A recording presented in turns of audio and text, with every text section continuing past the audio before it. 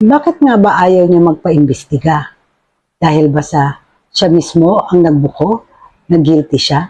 Pag nagkamali kayo ng konti, sabihin ko, patayin kayo. Madali mamapatay ng tao. Sundan mo lang sa likod, paputukan mo, tapos lakad ka lang, kalma. Isang newspaper lang naman, isang sigawan lang. Ang ingay dyan sa TV, 2 araw lang, 3 araw, tapos na.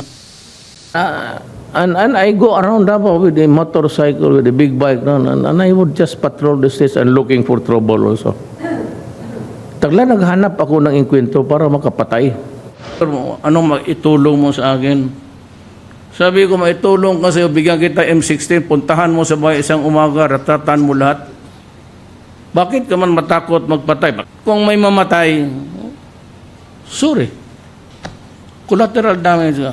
Yun sa Paruhinog case, gina-justify niyo po ba yung sinasabi ng iba na overkill, masyadong OA yung ginawang operations? The police and the military should make sure that their enemies are dead.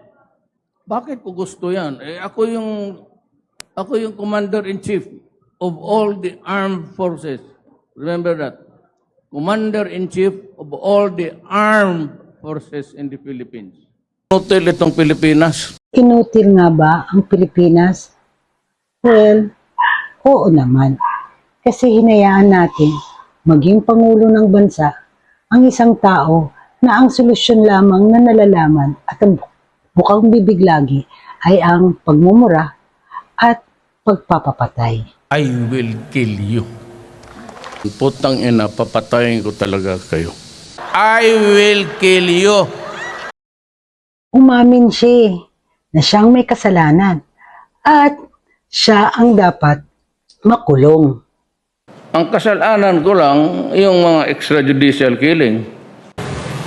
Yung mga lalahat na raid, na namatay, I assume full responsibility. And if there's anybody who should go to prison, it should not be the police nor the PDEA. It should be me because they were acting upon my orders. Kainin mo yung due process mo. Pag Pinoy, patay.